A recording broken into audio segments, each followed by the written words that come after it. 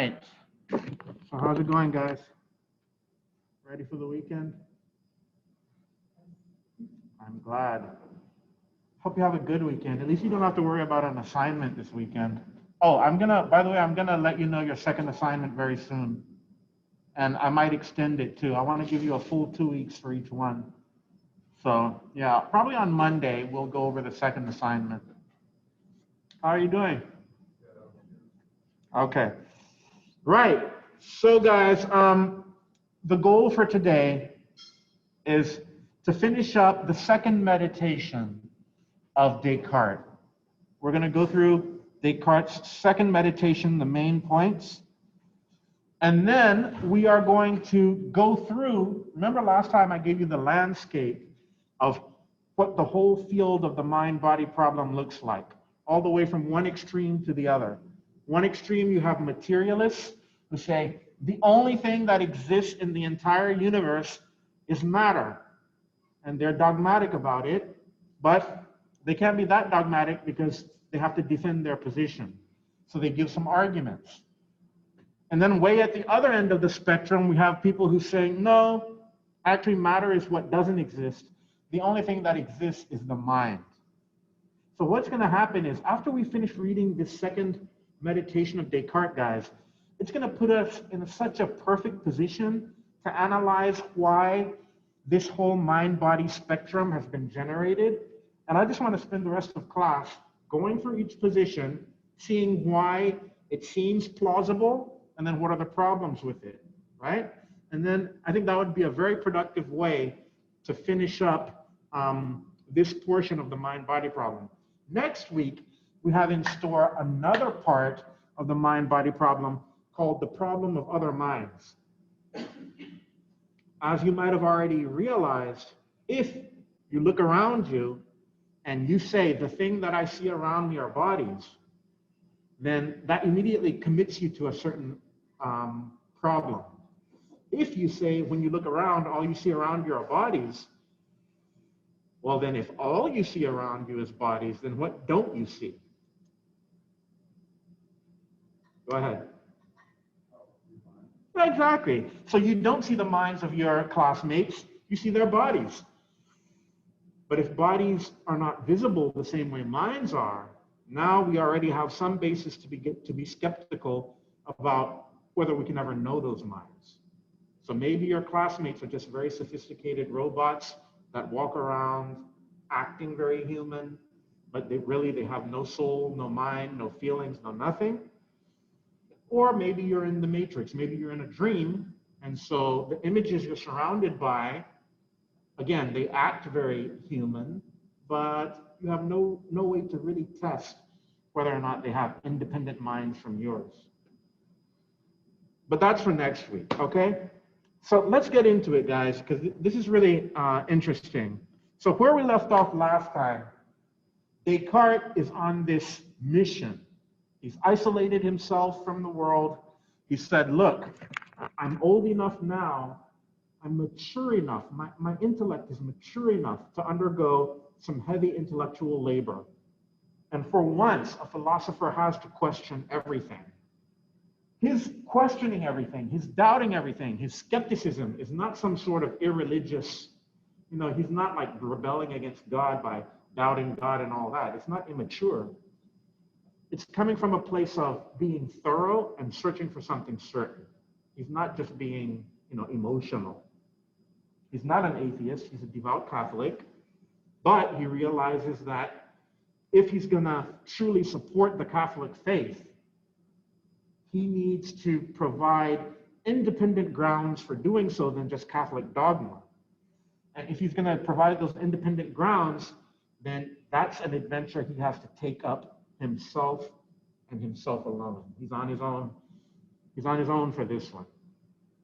But maybe that's a good thing because that gives him a kind of freedom and he's not putting anyone else at risk, all right? So here we go. What did he do? Well, he said, I've been deluded most of my life. I have all these falsehoods and I feel like most of the things I've been taught, even if they're not completely false, they're certainly not certain. So they have a lower or unstable epistemic status. As far as epistemology goes, when he looks at his knowledge, he's like, man, what I've got in my mind, I can't really say I have knowledge. I have something like opinions and beliefs, and most of those beliefs are either false or just uncertain. So he's starting with epistemology, saying, look, most of this intellectual stuff I've learned, it's been drilled into me, I've been socialized, but I don't really know in the concrete sense most of the things I believe. So he says, okay, then this project I'm about to undergo, it's called a meditation. I'm going to meditate, and I'm going to figure out if there is anything at all that is absolutely certain. Is there such a thing as an absolutely certain belief? Now, guys, think about this. He's getting rid of all his old beliefs, right? So that he can start a new foundation for an entirely new structure in his mind. He'll call that true knowledge.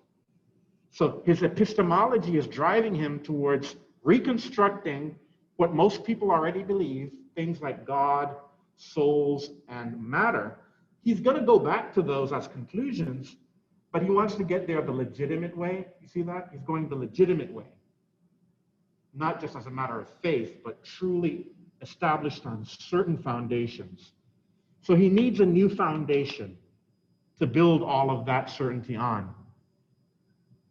And so the first thing he has to do, since he needs a new foundation, he needs to get rid of the old building. And how do you get rid of the old building most efficiently? By attacking it at its foundation. So he's looking back on his former self. He sees all these beliefs, and he says, wait a minute, they all have the same foundation. Do you remember what that foundation was? For all of his former beliefs and current beliefs? Where did he get them from? That's all we need, my foundation. Where were all of his beliefs coming from?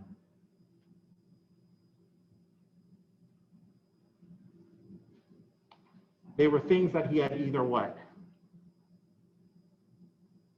Seen or heard, tasted, smelled, or touched. What do we call that? The senses, right? So he discovers, hey man, knowledge comes from the senses. And the senses are unreliable. Not just for small things or things far away. It's part of the human experience that every 24 hours, my senses deceive me in a remarkable way. So remarkable that it even makes me doubt what was going on during my so-called waking hours. What's the name of that process that we undergo every 24 hours that makes us really doubt the reliability of the senses? Yeah, that's right. Sleeping, and during sleeping, dreaming. So he says, all right, that old foundation is gone because I figured out that the senses, which is the foundation of all my other knowledge, is completely unreliable. And even if my senses get things right sometimes, still, I'm going to doubt everything that comes from my senses because even if it's not completely false, at least it's also not completely certain. And its source is unreliable. Okay. So he gets rid of all of his former beliefs that way. He doesn't go one by one. He just takes categorically everything I've ever known. I'm going to dismiss and suspend judgment, suspend belief, because I have no good reason to believe any of it is certain. So now he's entering a new phase in meditation too. What he's trying to do is he's saying, look, my old foundation is gone, but I do need some foundation to move forward. So I'm going to look for a new foundation. And hopefully, if I can even get one idea that is completely certain, then just like Archimedes just needed one pivot to be able to use his lever to lift the earth, that's what he claimed, then I also might be able to erect the entire edifice of all the knowledge I need if I find just the right foundation, just one belief That's completely indubitable and completely certain. So he goes through a couple of things. He talks about, in meditation 1, he talks about dreaming and how that completely discounts the senses. Then he goes on about arithmetic and geometry and how those seem to resist doubt. But he says, wait a minute. Now he introduces God. And he says, it seems like God has allowed me to be deceived in certain contexts in my life. Now, if he allows me to be deceived in certain contexts, then he probably allows me to be deceived in all contexts.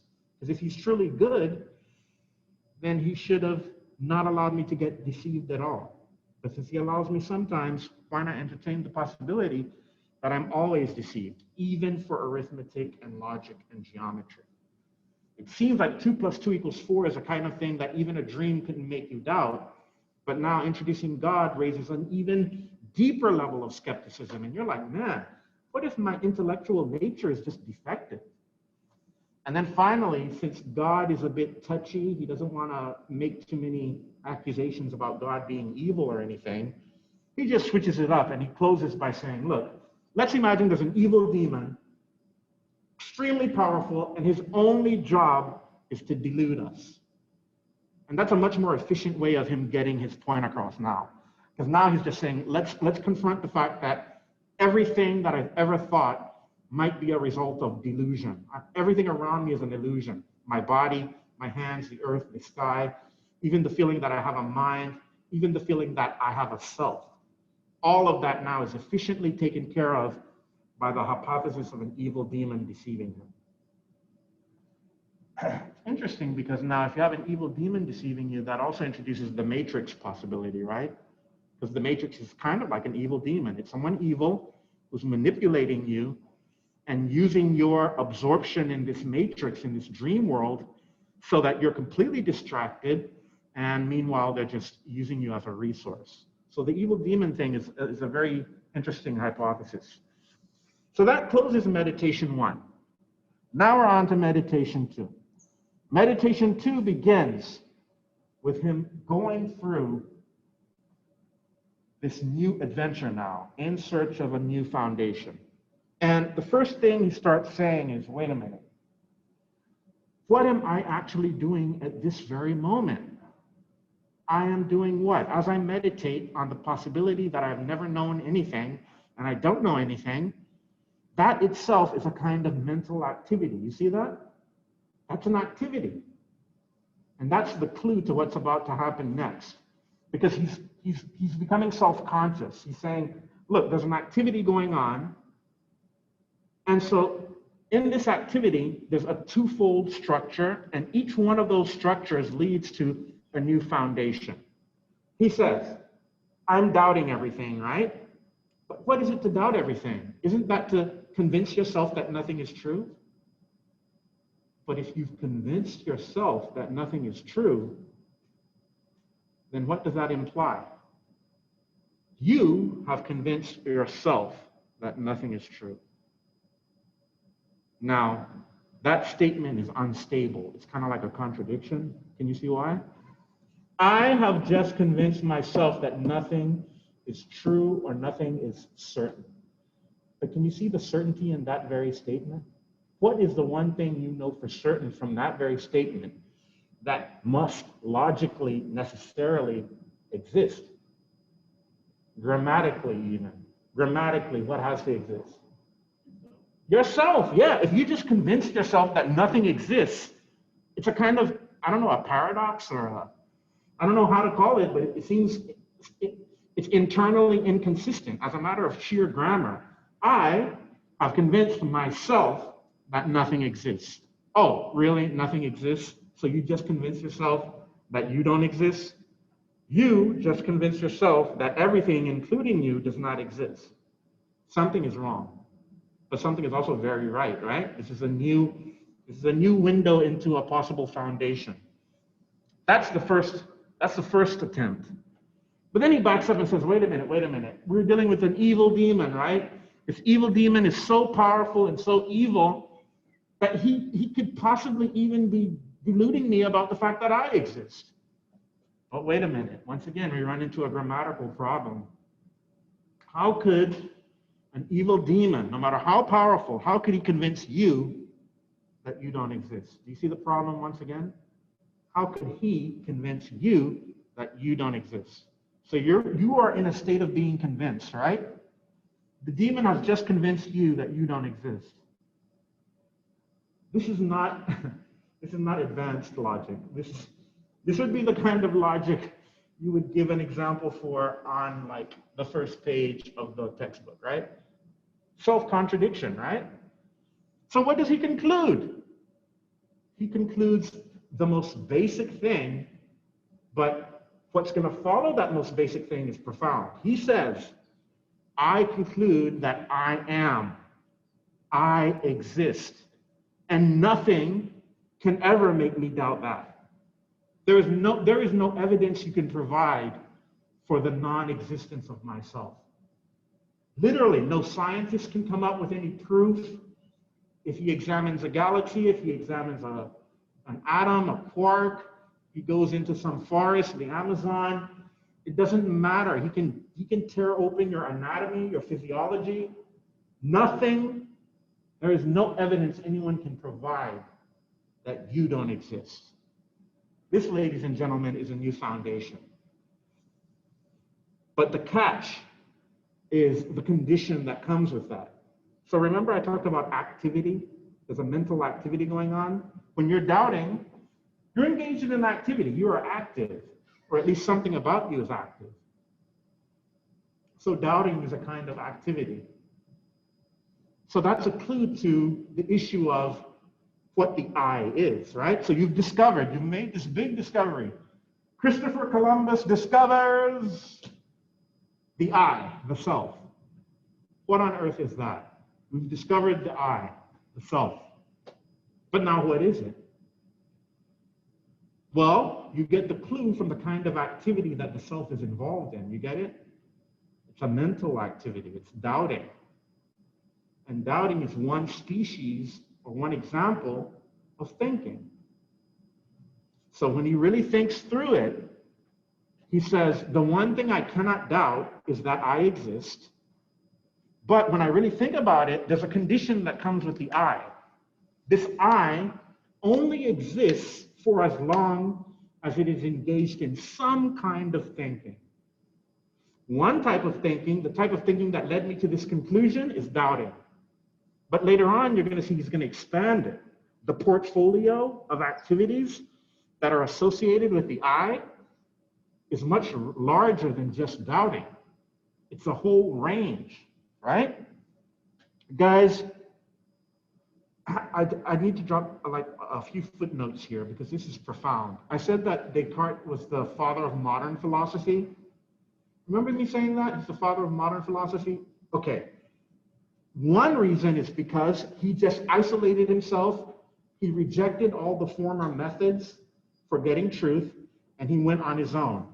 Now, first thing, one of the reasons he's a modern philosopher and he's so great is that he says, I'm going to use my own personal cognitive and intellectual resources to figure out the truth. That already makes him very modern. Guys, throughout most of history, people have relied on authority. Even the most sophisticated intellectuals like Anselm, like, okay, he did something original, like Anselm did something original, no doubt. But most, even Anselm respected scripture and used scripture as a guide. Like for the conclusion to most issues, Anselm, Aquinas, people like this, they relied on external authority, and they did some innovation, but very carefully and cautiously, because if you innovated too much in the medieval world, you were probably going to wind up being excommunicated by the church. And quite frankly, guys, even Descartes, he wasn't excommunicated, but he dedicated these meditations to the church. They were not impressed. They put it on the list of banned books. Because again, if you're relying on your own resources, it doesn't matter whether the conclusions you're reaching are their conclusions. Even if they approve of the conclusions, if the culture changes to self-reliance, can you see how that's going to undermine the authority of the church? So that's one thing that makes him modern, that self-reliance. There's another big problem too. I'm calling it a problem, but there's a feature of the modern world and a feature of modern philosophy that begins with Descartes, and it's based on this move. Look at the one thing that he said he's completely certain about. The I, right? What is that? That's subjective. Do you see that? It's not something objective. In the ancient world, we don't have anything similar to this. As brilliant as Aristotle and Plato and Epicurus and the Stoics, I mean, we have some brilliant writers in the past. But this new domain of subjectivity, that is, I exist. I'm uncertain about everything else. And everything else has its status within me somehow. Do you see this? The world becomes an internal world. Do you see that? Do you see what I'm saying? I hope you really, if you want me to explain more, please tell me. This is profound. He has flipped everything. Now you are uncertain of the status of everything insofar as everything is an object. The object that thing is may or may not be in the external world. The one thing you're certain of is that it's a representation within your internal world. So all of these things that you see are now a testament to your subjectivity. And guys, that feature of subjectivity remains throughout the history of philosophy ever since Descartes. That's another thing that makes him modern. In addition to the self-reliance, subjectivity. How do you escape your own subjectivity? These are two meditations, right? So these are two meditations, and Descartes goes on to write 4 more meditations. He's going to try to escape his subjectivity, but it's going to be a question whether or not he does so successfully. And many other philosophers are going to start with that problem. They're going to be like, wait a minute, epistemology tells me the only thing I really know, my theory of knowledge, the only real theory of knowledge is a theory of knowledge that starts with me, right? What else am I really certain of? You see how epistemology changes? And now generations of philosophers, they have to start with that point because it's too credible. It becomes common sense. Of course, the only thing you really know is your own subjectivity. But now, one of the major tasks in philosophy is to say, okay, yes, the thing I know most is my own subjectivity, but I need to find some reason to believe that the objects that are within my field of vision have a status that is somehow independent of me. And that's what we call the objective, right? Guys, this is profound stuff. Like, we're only spending a semester together, but so much of modern philosophy has this feature of self-reliance, not relying on authority, and subjectivity. Very, very deep. Both of those create different problems. Self-reliance creates an attitude of, I can do it all myself. I don't need any authority. But guys, the amount of information in the world is huge. You cannot process all that information alone. So scientific communities, they at least process a larger amount of it, but even they can't deal with complete infinity. So if people start with this self-reliance ethos, right, this culture of self-reliance, it's going to be fatal. The kind of truths that they're going to be able to establish are either going to be very abstract and general ones and therefore not very valuable, or they're going to be very personal ones. Now, the very personal ones may be valuable, but to that person, right? And the more abstract ones, okay, if you make a very abstract statement like all things that exist, are beings, okay, maybe you can establish that, but it's trivial, right? It's not very hopeful. So the self-reliance is a problem. And then the subjectivity, oh my God, they're related, but the subjectivity is another big problem. But then again, it depends on which period in history of philosophy you go to. The existentialists, for example, someone like Kierkegaard or Pascal, they love it. They love subjectivity because they're going to be like, wait, this thing we call faith is actually a very passionate embrace of your own subjectivity. I believe in God. I have no evidence. God is not the kind of thing that you scientists can study with your instruments, okay? So Kierkegaard is going to be very bold and he's like, yeah, I'm the only one who is this passionate about God. Faith is a kind of passion, and truth for Kierkegaard becomes subjectivity. He has that statement, truth is subjectivity. So instead of truth being the kind of thing that a bunch of scientists can all observe independently and reach a consensus about and become unanimous, now truth becomes inverted. And now truth becomes like, hey, whatever I truly believe, depending on how intensely and how personally I believe it, it suddenly gains such a weight that it becomes a kind of truth. Now, it's not true for everyone, but you are an individual. So you don't need the validation of everyone. You don't need anyone else's validation. Remember, salvation from a certain perspective is just a relationship between you and God. That's it. So all you need is faith in God. Who you're surrounded by, your culture, that becomes irrelevant. So that's modern Christianity, right? Christianity after Christendom. Christianity after people use churches and congregations and masses to have relationships with God. Once Christianity becomes hyper-modern, then you abandon the masses and the churches, and your subjectivity gives you direct access to God, but internally, not as some object outside of you that you can interact with. Okay, guys, I know that that's not very philosophical. That's a bit of the history and the cultural implications, but I mean, this just goes to show you that philosophy is not, I know it can seem dry and a bunch of arguments and something like that, but it has profound cultural implications. So this is part of me convincing you that philosophy is relevant even today. It has echoes through history. All right, guys, let's go through now the rest of the meditation. So I have discovered that I exist because anytime I try to deny that I exist, I wind up in a contradiction. The kind of thing that I am, there's a little clue. I arrived here through doubt, but doubt is a mental activity. It's thinking. So there's a clue. What kind of thing am I? I'm a thinking thing. But guys, again, I want you to understand what he means by thinking.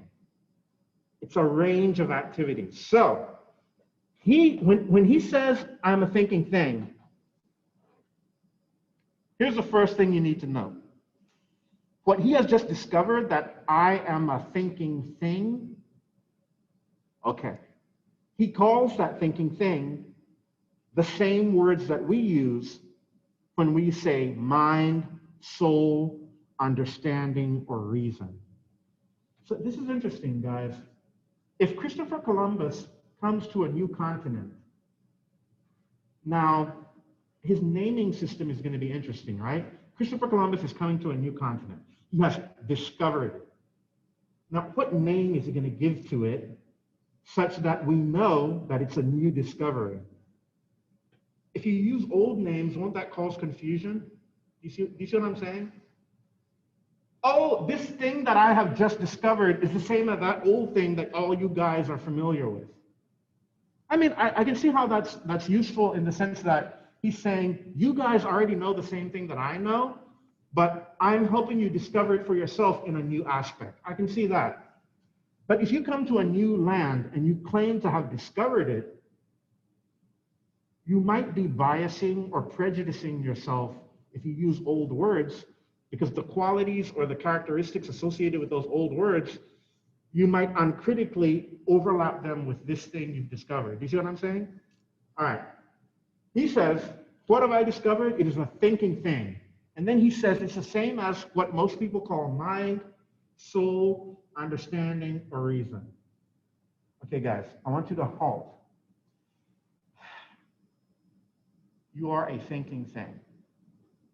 So if you're a mind or a soul, are you a thing or are you an activity? I want you to really think about that. Because when we talk about what Descartes has discovered, some would argue that he has discovered a quote unquote subject. What you normally see around you in your field of vision are called objects. If you look at the etymology of the word object, it's something that stands against you in your field of vision. So like in in law, in court, when you want the judge to not allow your opponent, your other lawyer, to do what he's doing because you think it's illegitimate, what do you say? Yeah, objection, or I object. Objection, right? What is an object? What is an objection? Well, it's a barrier or some sort of thing that you're putting like an obstacle. So when we talk about objects in normal language, they're things in our field of vision that stand against our sight, like little obstacles. But guys, whatever it is that he's just discovered is not like that at all. Yeah, he might call it a thing, but really it's not an object. It's much more like a subject. And that's where we get the word subjectivity, right? A subject is something inward, private. Who knows what it is, but it certainly is not an object. Whatever the mind is, it's not going to be an object. Now, I'm emphasizing this because it has implications. Remember, some of those materialists are going to say what? They're going to say the mind equals the brain and the brain equals the mind. Well, if you say that, what are you saying about the mind? You're saying that it's an object, right? But according to Descartes, that's precisely the kind of thing that it can't be. Do you see why? Because subjects are these private inward things. That's what he's discovered. At best, he can say, I have discovered not an objective world. He can say, I have discovered an internal world. He's reconfigured everything. So there are no more objects. There are just ideas in his own mind, ideas in his own field of vision. But when you start saying the mind is an object, like when you say the mind is a brain, you're going to run into some problems. We're going to talk about those problems later. But I'm just highlighting where the problems are coming from. All right. So, a thinking thing. Now, look at this. He goes on to say, the thinking thing is something that doubts, right? Doubting is an activity. It understands, that's an activity. It affirms, that's an activity. It denies, that's an activity. It wills, including like volition, like free will, that's an activity. It refuses, that's an activity. It imagines, that's an activity. And guess what, guys? It senses. So that's an activity. It's very important what I'm talking about here because we live in a world where, since we believe in objects, we also believe that things have the possibility of being static or states. Do you see that? But if something is static or if something is in a state, we tend to assume that it's not an activity. But look at the most static thing you can. Put it in front of you. Put the object in front of you. What Descartes is suggesting to you is that there is something you know even more certainly or more immediately than that object is in a certain state. Subjectively, what do you know about this object? I want you guys to do some work here. Subjectively, what do you know about this object in front of you?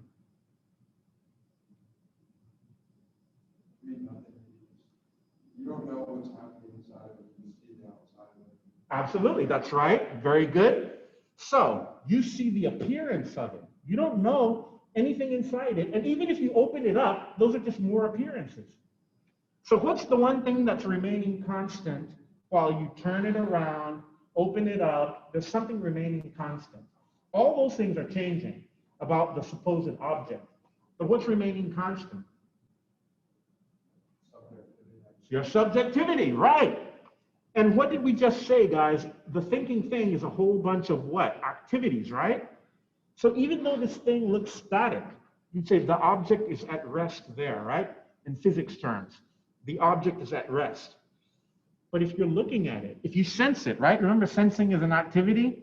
So if you turn around and you look at it and you've just sensed it, then what do you know even more deeply or more immediately than the fact that there's an object that's at rest? What is the sensing? I know you guys know what I'm saying, but what I'm trying to say, guys, is you know your own mind more than you know the object. That's all I'm saying. You see what I'm saying? You see why I'm saying that? Technically, there is no object. Technically, there is the perception of the object or the sensation. You see what I'm saying? You're sensing, but if sensing is an activity, it's your activity. But do you see how that means that it's uncertain what this thing in itself is? All that you know is that it has a certain status within your subjectivity. You see that? That's all you really know. But the independent status of this thing, whether it is identical to itself, whether it's just an appearance, or whether there's a reality behind the appearance, all of that, philosophers spend the rest of philosophy debating on those kind of issues. And Descartes started that debate. Am I confusing you? Any questions?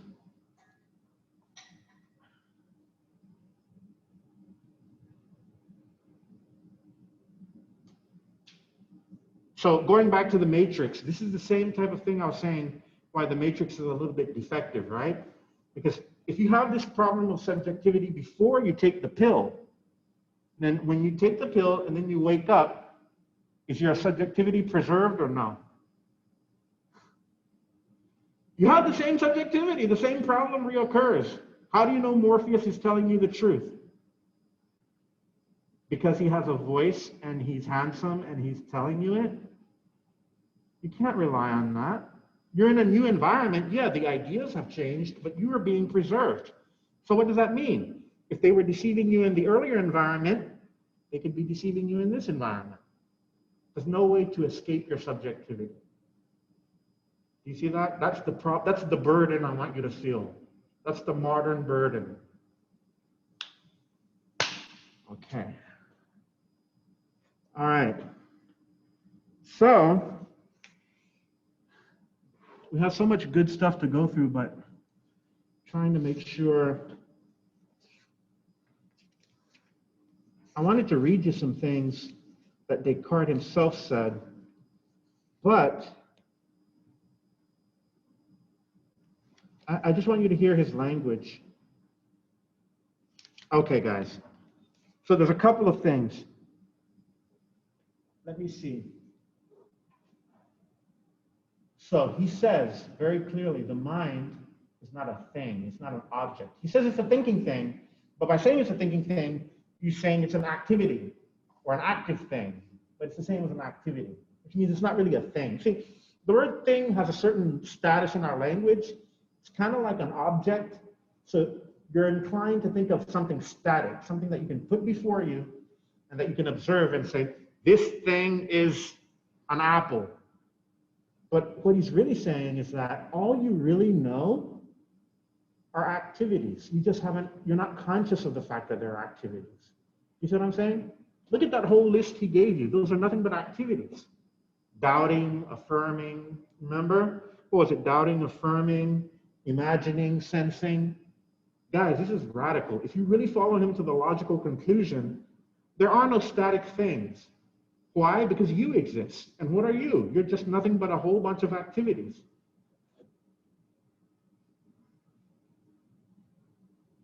This is radical stuff. Like, if you really think about it, I almost think that we should go through that other thing next time.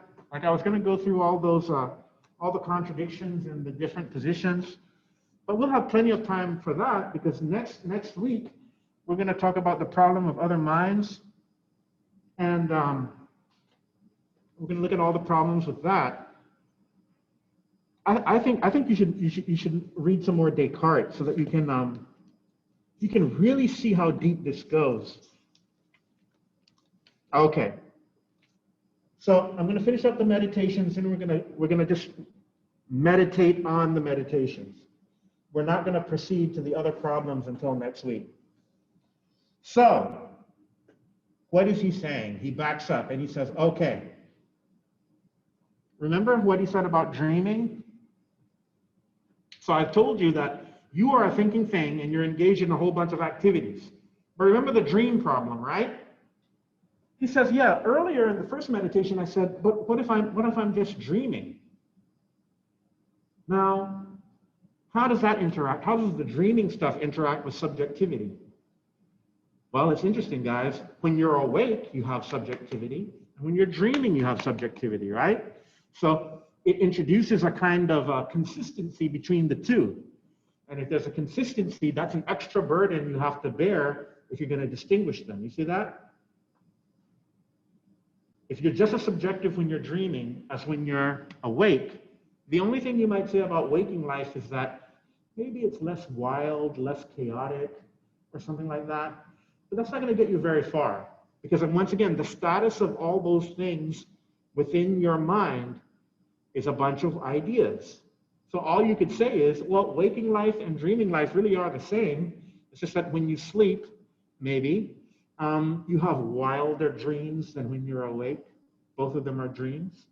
But, you know, there's something to do with how you sleep. It affects the wildness of your dreams. All right?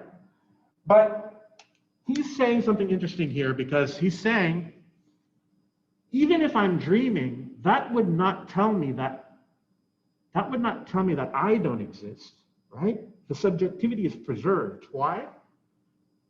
Because even if the things that I'm seeing aren't real, that's not necessary for them to be real for me to exist, so long as they appear a certain way. Do you see that? It gets weird, right? How do you know that you are thinking? Is it necessary for the things that you are thinking about to be real for you to be thinking? And that's no. You could be thinking false illusions and you're still thinking. Things can just seem to be a certain way, and that's sufficient. It's enough if they just seem to be a certain way. That's enough to guarantee that you exist, not that those things objectively exist, but only your subjectivity. You cannot deny your own subjectivity. You cannot deny the activity of perceiving things a certain way, perceiving certain appearances a certain way, and that activity by itself gives you the status of a being existing. You are a being. You have being. You have an ontological status. Just like God had an ontological status that we figured out because of his perfection, now we figured out that you exist because you have a certain status. The status is that when things seem a certain way to you, regardless of whether they really are the way they seem, that seeming validates that you're engaged in the activity of sensing them. And that validates you. So once again, it is undeniable that you exist because of the kind of thing that you are. All right. Now it gets even more interesting, because towards the end of the meditation, he starts saying something very, very weird. He starts saying, guys, I'm not just proving to you that you exist, and I'm also not just proving to you that you are a mind or a thinking thing. I'm also proving to you that you know your own mind better than those things that you consider matter or bodies. That's now yet an even deeper level of revolution is going on.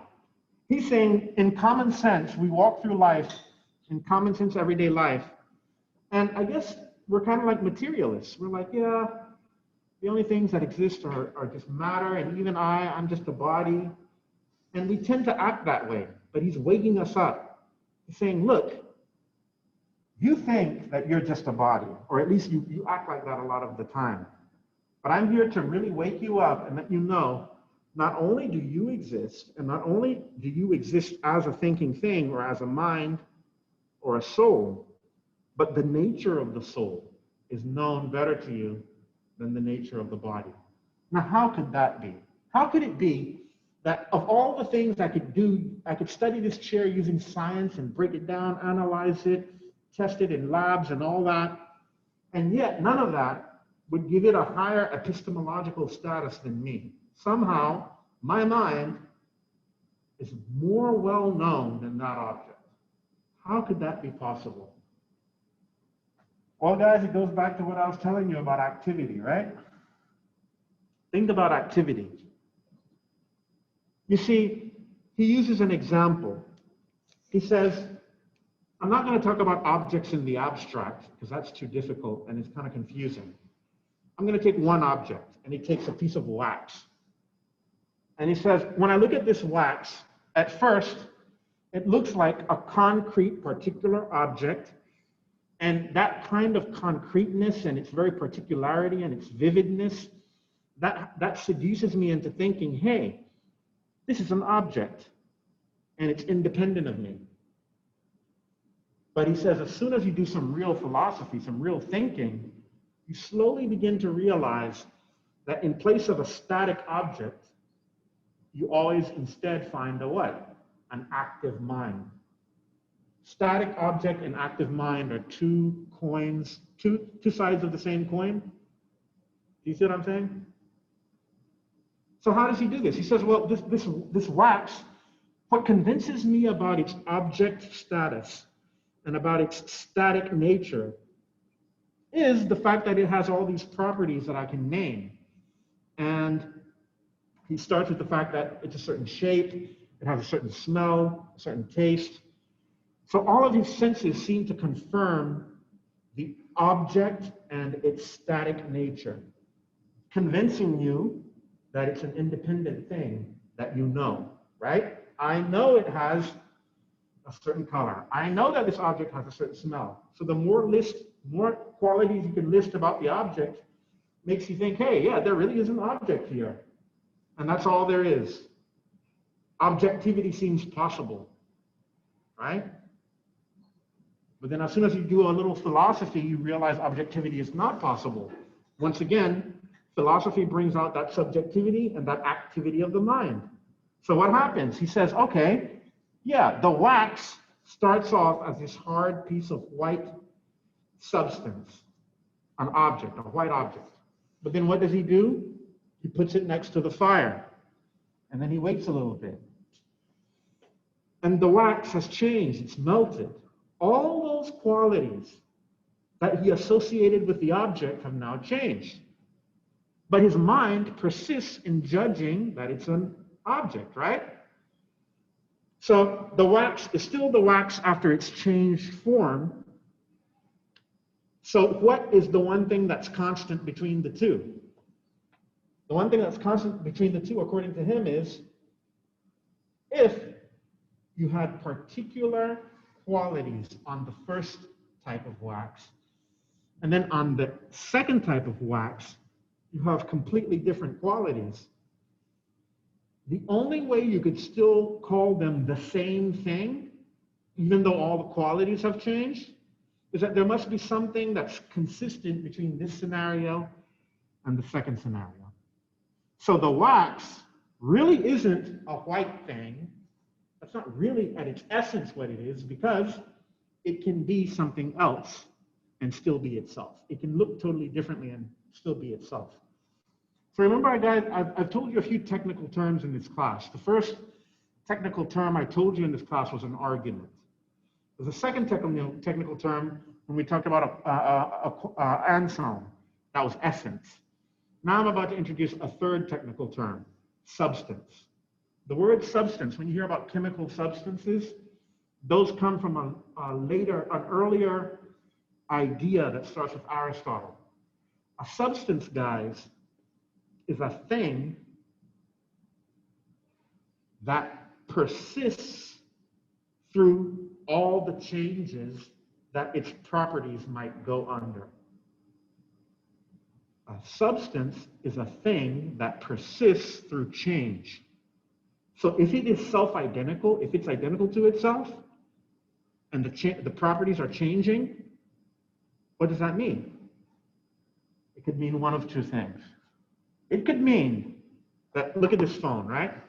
Look at this phone. If we say that this phone is a substance, what are we saying?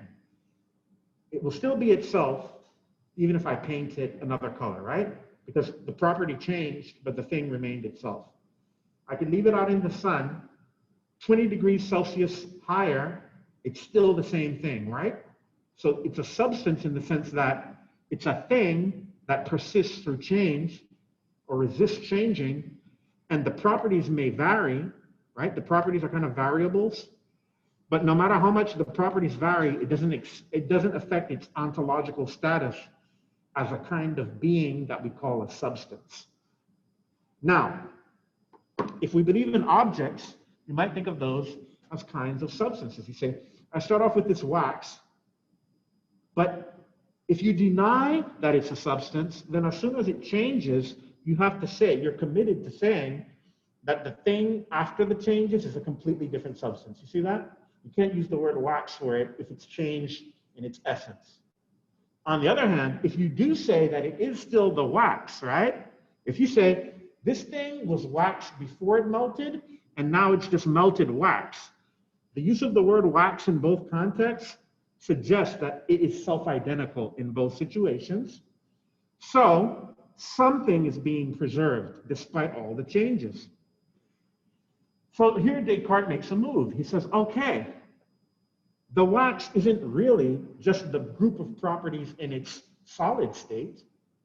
If I'm going to characterize the wax, I have to withdraw from the senses and get a bit abstract. So he says the wax is really an extendable, flexible substance. But as soon as you make that abstraction, note two things. One, that could characterize many substances now, right? Many things could fit that category. So it's not specific to the wax.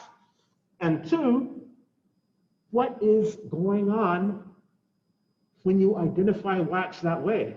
Not senses. The senses aren't active then.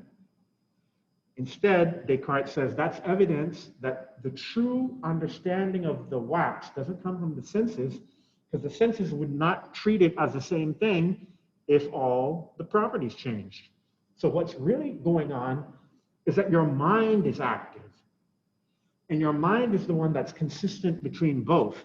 And it's preserving your sense that it's a substance and that persists through transitions and changes, right? So how does this go back to our earlier conclusion? The very nature of your judgment of situations like that is further evidence of your own mind, not of the thing you're studying. Because your mind is active, even though you might not be completely conscious of it. It's the activity of your mind that is keeping it in its substantial state. You are judging it to be the same, right? You're judging it to be wax in two different contexts. That means there's something independent of the senses that's active, because the senses would be fooled. Senses would say, oh, it changed, so it's different. We can't call it wax. But you still call it wax. So that means there's some activity in your mind, not the senses activity, but a higher activity, maybe something like judgment, that is engaged in judging the wax. But that's evidence of you. Again, that's a part of your subjectivity. Whether or not that wax actually exists, that's a deep philosophical question. What we do know is that your activity of judging the wax as wax exists. What we do know is that you sense the wax, but those are all, again, reflections of you.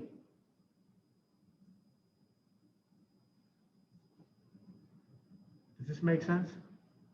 So he uses a kind of analogy. He says, forget the wax. If you look outside on a rainy day, what you actually see typically on a rainy day is what? A bunch of trench coats and hats, right? That's what you see, a bunch of people with trench coats and hats or umbrellas or whatever. That's what you see. But when we use the word see, we mean sense. That's what you sense, right? But that's not what you judge. You don't, when you look out of the window, immediately, what do you say? You say, there's a bunch of people caught in the rain. Your judgment goes to people. You don't rest at the objects in front of you or what you literally see or what you sense. Your mind is active. So, what he's saying, when you do philosophy and you meditate, the conclusion you reach is not only that you exist and that mind exists and that you are mind, but that mind is activity, and you know your own mind way more than you know any particular thing. Because for any particular thing, appearances are deceiving. It looks like a static thing, but it's actually the activity of sensation or perception and judgment, and so much is going on. You see that? So the world is rich, but it's not rich of objects. It's rich with your own activity. Your psychology is very rich. All right? So he concludes by saying, seeing the wax implies that I exist more than it implies that the wax exists. And it also reveals the nature of the mind more than the nature of the body. Now, religions should be happy about this, right? I mean, what is he essentially saying? Not only that we are essentially souls, but that we should actually know that we're souls much more easier than we know there are material things. Most religions are anti-materialistic, but yet he still got in trouble for publishing this. Like, he sent it, before he published it, he sent it to the Catholic Church.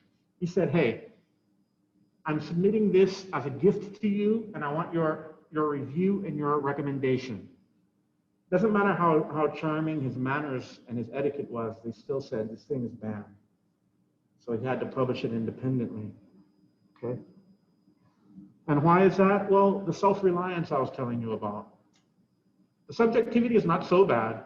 I mean, it's partly bad if you think that you're the only thing that exists, therefore God doesn't exist. That's bad. But the self-reliance, if you let a whole bunch of people figure out whether God exists on their own, using their own cognitive and intellectual resources, you're going to have to excommunicate like 3/4 of people, right? Only a few people will remain loyal. All right, guys, I just want to read you some stuff and help you think through this stuff. Thought probe, living in the matrix. Is Descartes right? Think about what he's done in Meditation 1 and 2. Is he right? Is there no way to tell whether you're being deceived by an evil demon or living inside the matrix or playing an advanced virtual reality game? Now, this is not from the book that I assigned you. This is from a different book that has some quotes that I would like to share with you. This is a different book, but I want to read this to you because I want it to help you think through some of this stuff. I'd rather we go through a little bit, but we think deeply about it than just give you volumes of stuff to read, you know? You read the 2 meditations, now let's go deep, all right? I'm going to start from the beginning. Is Descartes right? Is there no way to tell whether you're being deceived by an evil demon or living inside the matrix or playing an advanced virtual reality game? If you think you know that none of these things are true, then epistemology comes in. How do you know? How would you show those things are false? That you're not being fooled by an evil demon, that you're not living in the matrix, and that you're not playing an advanced virtual reality game? What distinguishes real experiences from artificial ones? If you think you can't know that your experience is not artificial, do you think you can know anything about the external world? If so, how? I don't want you to answer this here, but I want you to think deeply about what I just said, because who knows, maybe that second essay, that's all I need. That second essay I'm going to give you, I'd rather you just think through very deeply what Descartes is talking about, and then I want you to engage with it, right? There's so much to think about there.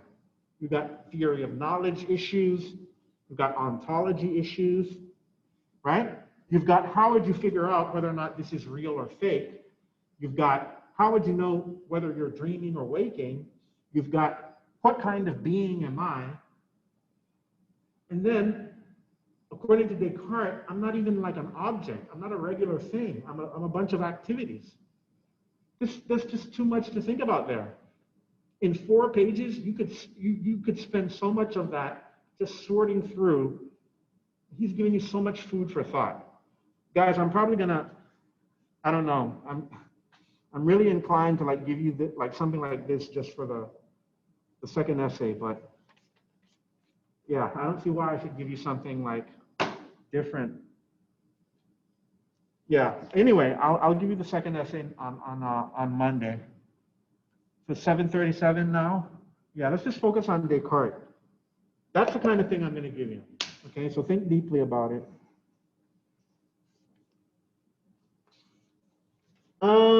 Okay.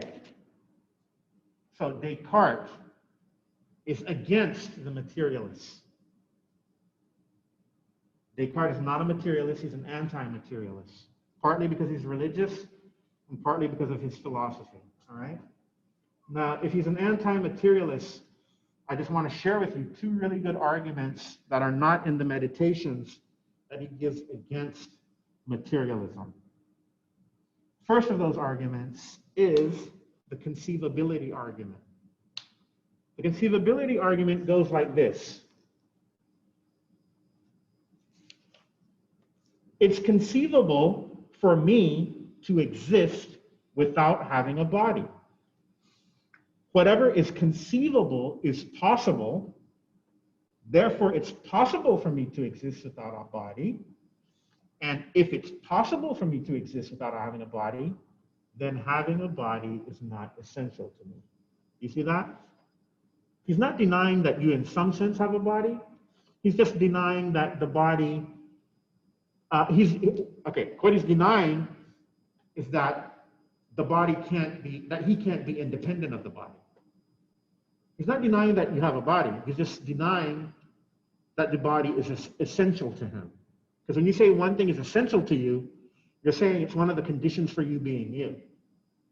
So if someone says, I deny what the materialist says, another way of saying that is, I deny that a body is integral to me, is essential to me, which is the same as saying what? I deny that me and the body can never be independent of one another.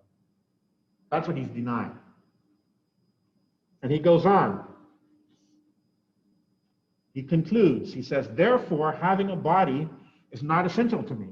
So think of the relationship between knowledge here and metaphysics. He's saying it's possible for me to exist without a body, right? It's conceivable for me to not have a body, and whatever is conceivable is metaphysically possible. And if it's metaphysically possible, then that means that whatever is metaphysically possible has implications from metaphysics. Why? Because if it's possible for me to not have a body, then yeah, I may in some sense sometimes have a body, but it's not integral to me. Because if it were integral to me, if it were essential, then there could be no condition under which I could be independent of my body. So the possibility of me being independent should not be possible. It should be impossible. You see that? It should be impossible for the body to be independent of me. But clearly I can think it. So according to him, since I can know it in my mind as a possibility for me to be separate from the body, that has implications from knowledge, from epistemology to metaphysics. Does that make sense? All right, second part.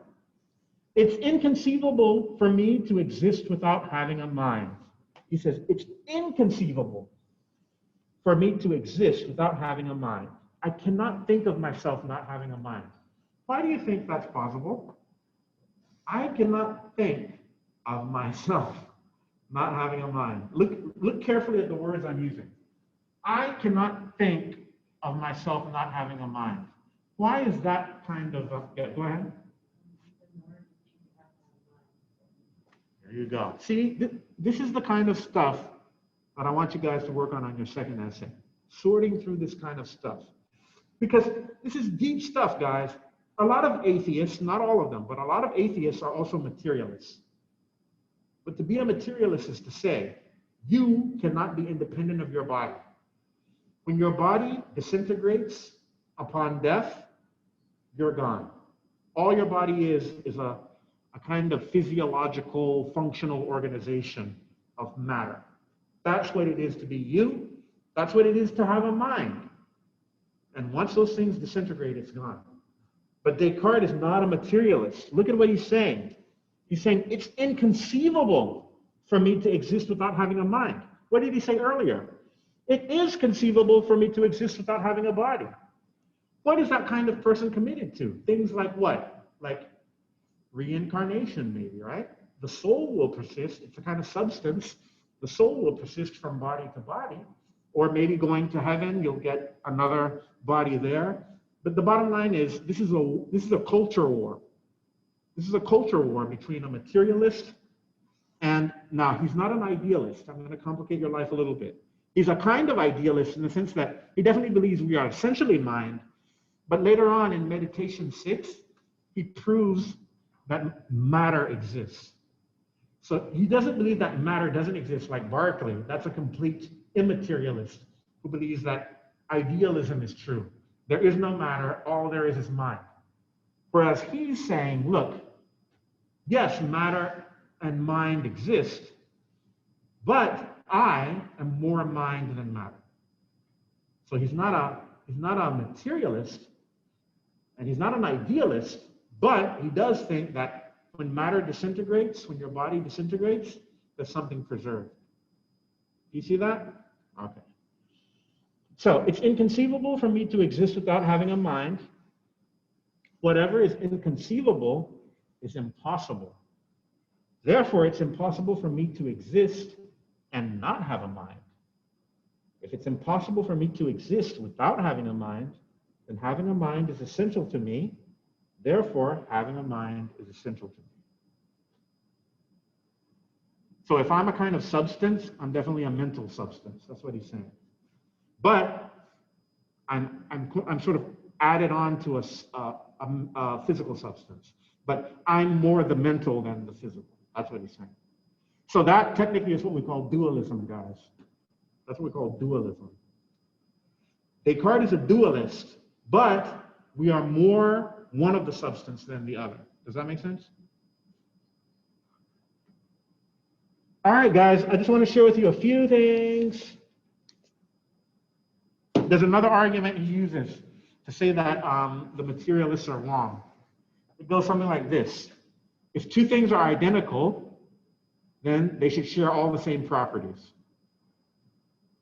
Now, the materialists are saying that bodies and minds are completely identical. They're the same thing. It's a misunderstanding to think of the mind as something independent of the body. But Descartes' logic is this. If the mind and the body are really truly identical, then they should have all the same properties. But bodies are divisible. You can divide up a body. Minds are not divisible. Why not? Because they're activities. They're just sets of activities. You can't divide perception or sensation or imagination or doubting or understanding. It's not the kind of thing that can even be divided. You see that? So that's another argument he uses. It's called, the first one was called the conceivability argument, and the second one was called the divisibility argument. And he uses that to attack. He uses that to launch a pretty serious attack on the materialists, man. So, guys, I really think that this is more than enough for right now. I've given you a lot to think about. I can pretty much guarantee you that I'm going to give you that question I told you. So I'm gonna design it nicely and post it on a Monday, and then we're gonna go through it again together. And I'm gonna give you 2 weeks, and I'm expecting you to solve all the riddles of the universe in 4 pages. Any questions? All right, guys, I'm gonna take attendance, and then that's that.